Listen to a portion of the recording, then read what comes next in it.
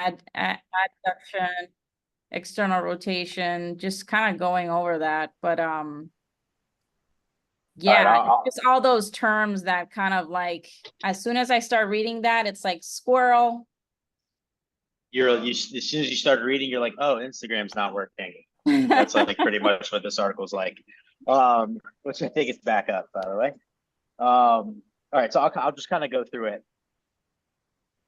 This Hey Nathan, article, go ahead. before you get into it, I just wanted to like make sure, like, am I the only one that was not able to access the information, even though I do have the app? I mean, I downloaded the app the day you released it.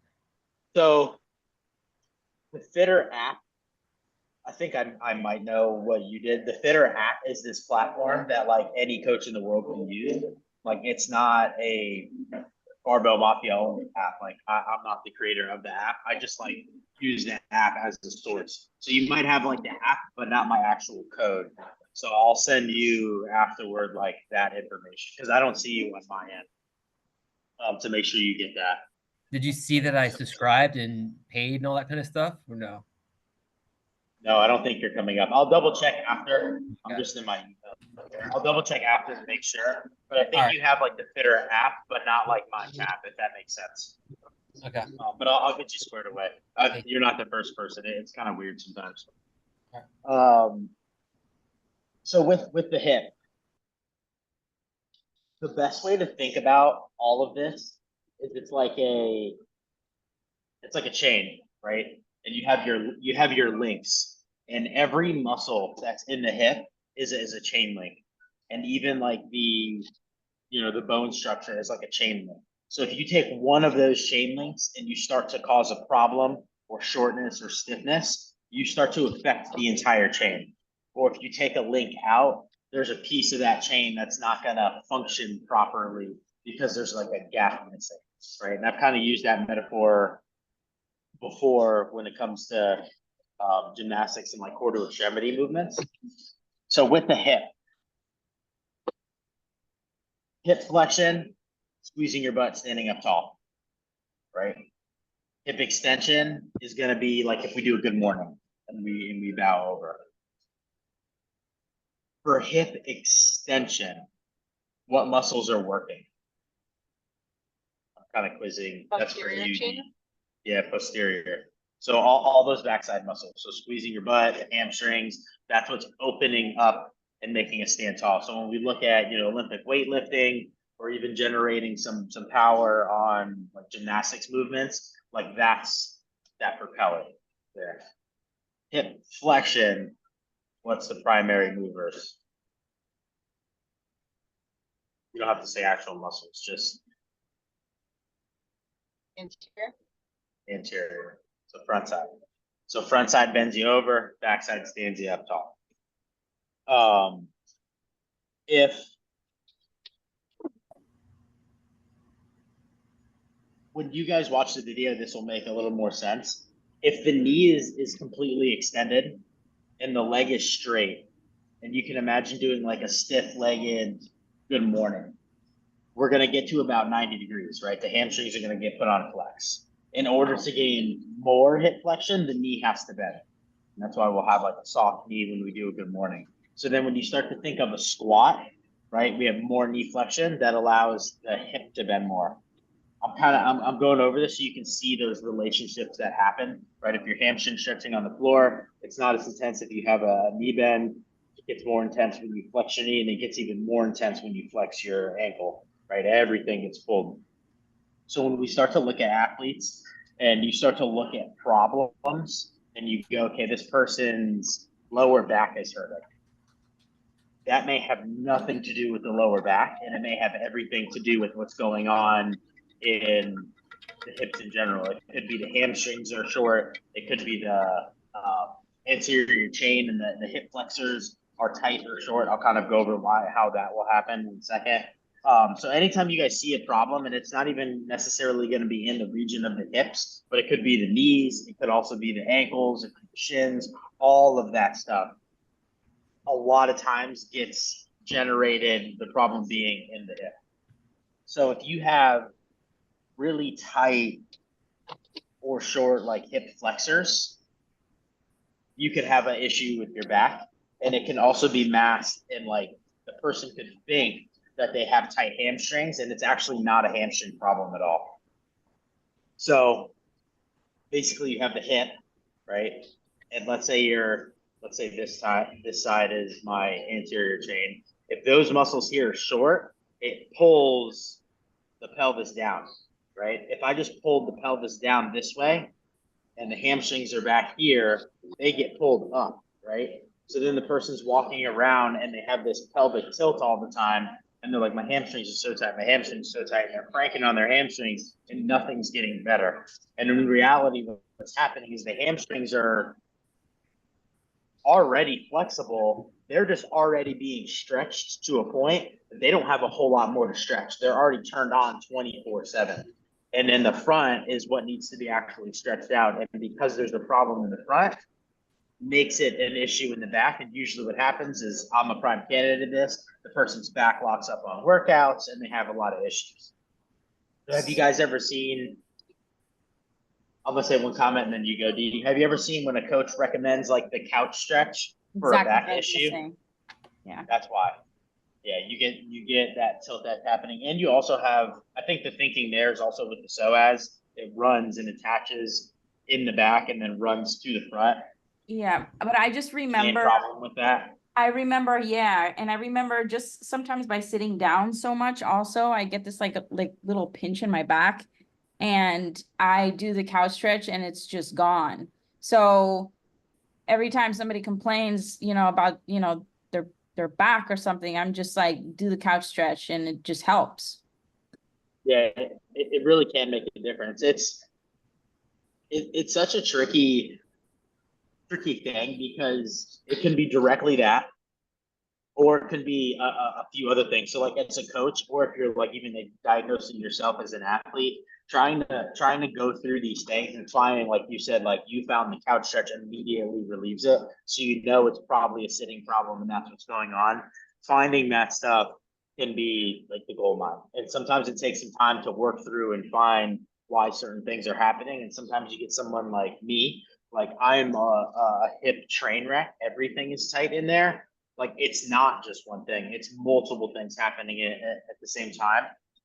And you start to see when you get athletes like that, it's not just an issue of like they're going to be uncomfortable moving and like 24.1, my back 20 reps in is tight, and it's because of those issues.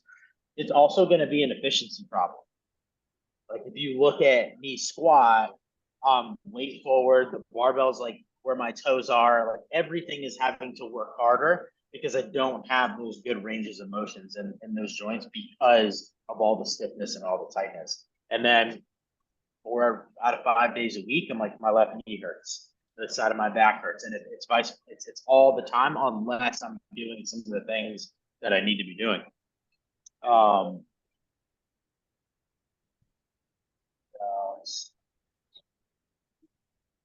Does that make you guys, besides like think of any issues like you've had or have like talk to athletes? Like it starts to almost like create, I know this is like a boring chat and talk, but like create like some roadmap or some like light bulb moments on like, ooh, so-and-so might actually be dealing with this versus I thought it was maybe a hamstring issue or vice versa. Have you ever, anybody come to mind for you guys? All right, let's keep trucking through.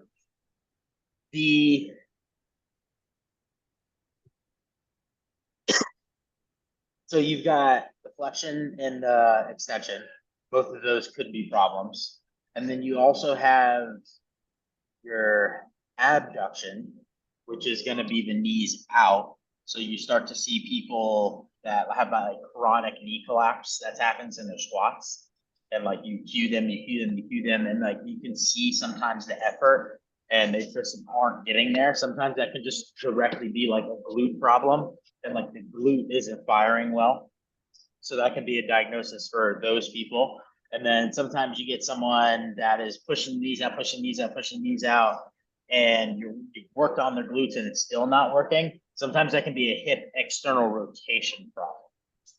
And they just don't have, they literally don't have the range of motion to get the knee out there versus the abduction problem is they don't have the strength to maintain in the glute or the activation to get the knee out there. Have you guys ever coached athletes that you do that and they just like they push as hard as they can and it might move a little bit, but it really doesn't get to where you want to go? Have you guys ever seen that? Usually their heels are also pulling off the ground, like the structure of their squat and the knees are kind of like always collapsed in. I'll try to get like a video of somebody. I'm kind of like that a little bit. Maybe I'll take a video of me so you can see what I mean there. That's where you get, have you guys seen the 90-90 stretch? Yeah. Some people call it jiu-jitsu flow. It's like That's hip thing, right? yeah, it's a hip thing. It's like a weird modified pigeon pose, I would call it. But that's where like that 90-90 really comes into play. Because it starts to get more of a hip external rotation, like mobility in there. And then what you can add to it is like when you're in that position or you have an athlete in that position, they sit tall and they'll kind of lean over the front leg and they can also push that whole leg as hard as they can into the floor. You know, what that does is it starts to activate that glute and it also starts to like teach the brain that like this position and like that wiring of that muscle activation, that neurological part of it, as well as just the flexibility part. So to teach the person how to actually like access it. So that's a really good stretch for that. Have you guys ever seen the airplanes where someone holds onto a rig and it's like they do an RDL, but then they shift and they open their whole torso up and their hip moves? I think Squat University just posted a video of that like a month ago. That would be another really good one too. The things those have in common is you're activating muscle. Like it's not like a pigeon pose where you're just relaxed in the stretch. Like I would call something like pigeon pose more for like just like a glute stretch rather than like a neurological stimulus in that stretch with it. Any questions or comments on that stuff? I use both of those for lifting. They work really well. Yeah, they're two of my favorite. I shouldn't say my favorite. They've become two of my favorite stretches as of recent. But yeah, if you're someone that really struggles with the knees out, or you have an athlete that really struggles with that, sometimes that could be like a game changer of a problem to address with them. Anything else I want to address there? As far as just takeaways, know what flexes the hip, know what extends the hip, and like I would say start to have an understanding of like how they're correlated. This topic for me is like the most not exciting topic in the world unless you're directly in pain. And then you're like, oh, that's interesting because it could lead me to where I want to go. So if you just start to understand and like piece it over time, I think that's how you can get like a really good understanding of like the way, especially the hips, the way like they move. Any other questions or comments like on that? Cool. Like I said earlier, the article's super like anatomical, so it's not a super exciting read. If you watch the videos I posted these videos for the excitement a little more. It's Kelly Starrett, and it's an evaluation that he does, and it's a really cool evaluation. I'll kind of just talk through them a little bit, and then we can see if you all have any questions. So the first one, athletes laying just directly on their back. And you guys ever do like a single leg like knee to chest stretch where you hug your knee? You guys know what I'm talking about there? So basically you would bring that knee in, and then while that knee is by the chest or that thigh is like laying on your belly, you would just try to straighten that knee. If you can straighten the knee, then you're passing that section of the test. If you go to straighten the knee and you can't get there, or the only way you can get that leg to like straighten out is to release the stretch a little bit, then you start to look at if you took that person and you flip them, they're laying on their back, and you put them into a deadlift position, you can start to see how they can't access like the hamstring flexibility to get into a safe position. So super easy test there without like compromising them at all. The next one was just laying on the back, just a leg raise. All they literally do is just lift the leg up in the sky. You're looking at a lot of the anterior there and the relationship between those hip flexors and what the hamstring is going to allow. Super easy test. And then the last one is, I think, the most interesting one for me. The person lays directly face down. They're just totally relaxed. The coach takes their heel and they're just going to bend their knee up to their butt. If the person's knee has a healthy flexion, it'll bend all the way, no problem. If as you're bending, you see the person shift their hips, then you know there's some tightness and stiffness in there.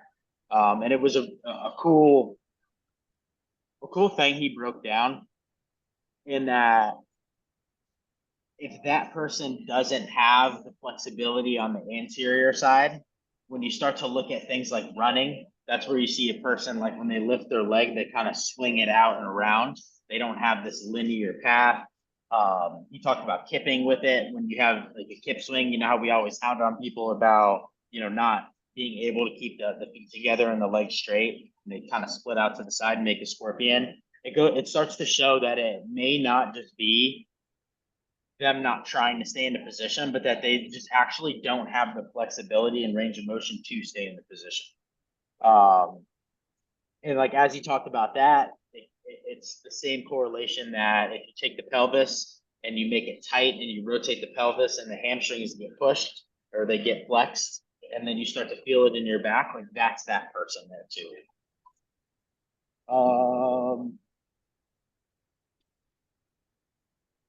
And then the last thing I really have written down is when you are addressing some of these issues and you're taking an athlete or you're just going into a stretch in the stretch, it's not responding. So like, let's say I'm going to use 24.1 that we had this week. Great time. And I'm like, oh, I have tight hamstrings. And I go into a hamstring stretch. I stretch my hamstrings for a couple minutes. I get up and they're really not any better. Have you guys ever experienced that? And it's like you still feel stiff, you still go pick up a dumbbell and you're like, oh, it feels like shit.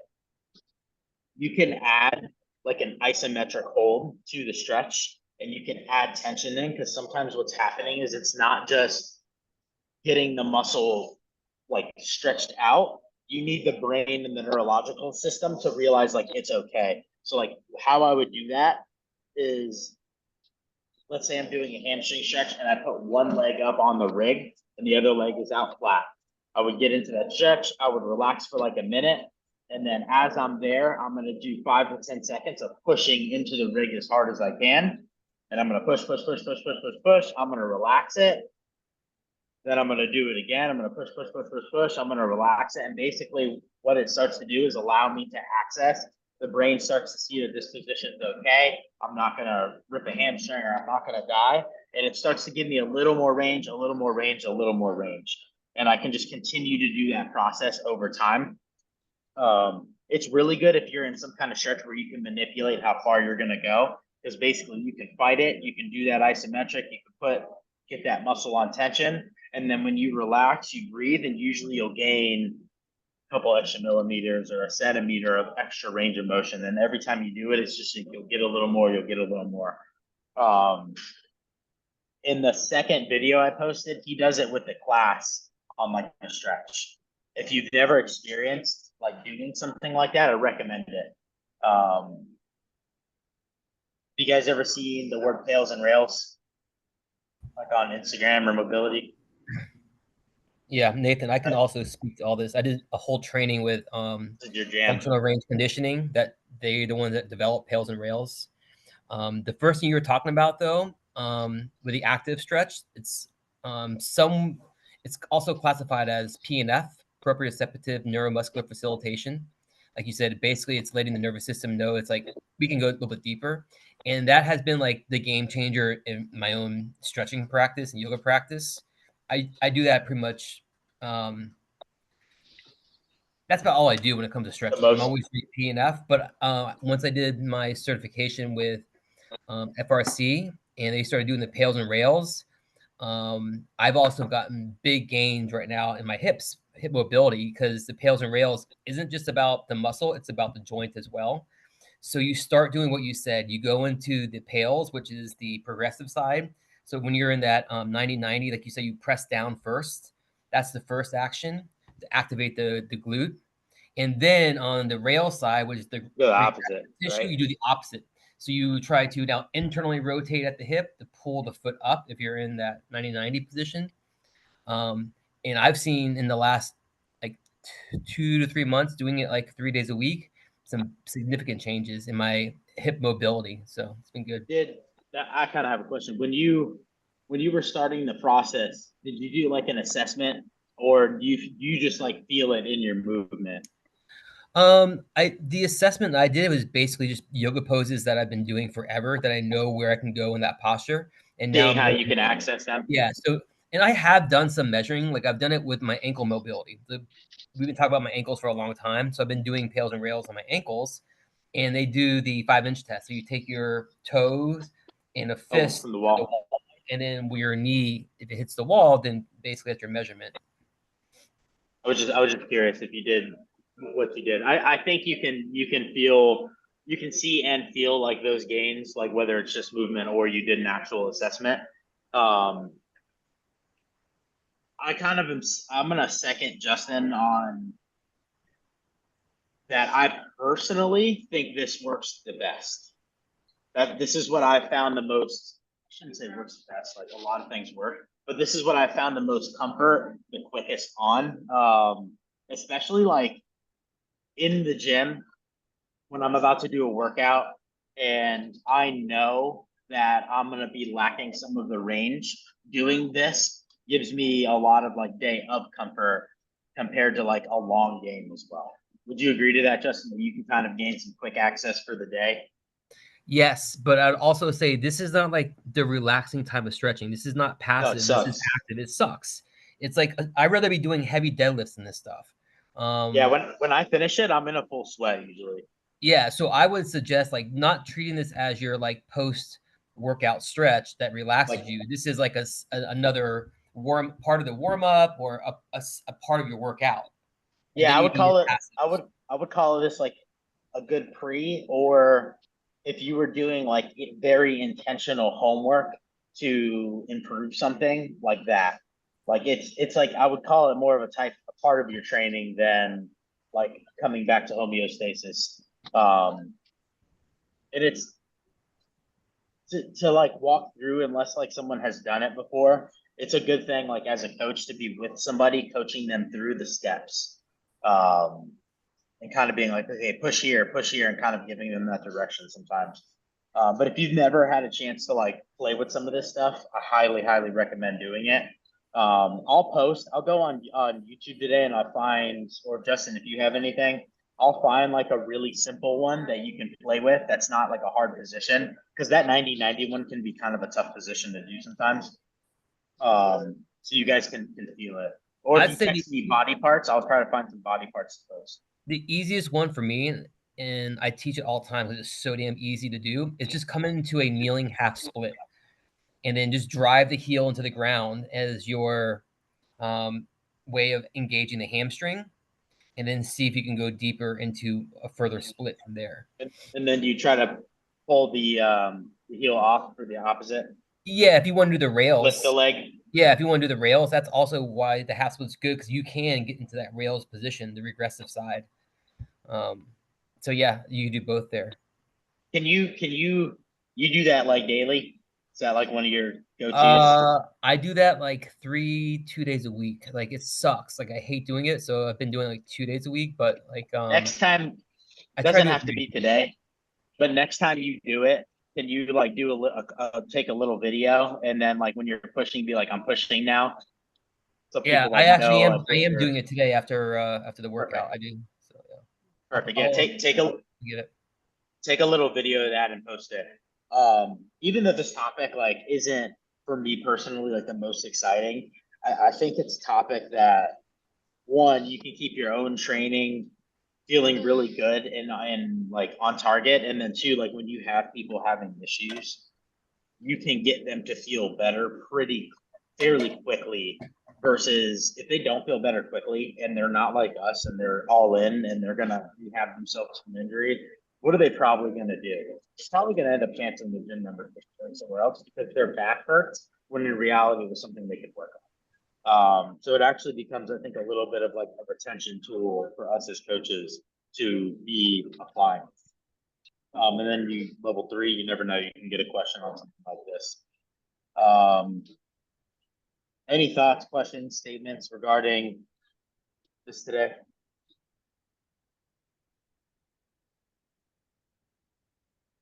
Cool. What I'm gonna do is like, this will kind of like lead off the whole hip squat, everything. I'll kind of take this topic and I'm gonna start to look for movement and like movement patterns in people that we can look at. So like, not only can we take like this boringness and start to apply it to movement, but like help you guys be able to identify it as a coach and maybe things I would like give an athlete. So we'll kind of take it and we'll make it a little more exciting as we go. This should be, I think, the most boring one of my little plan here. Shit, I don't have anything else. Anything else on you guys' mind?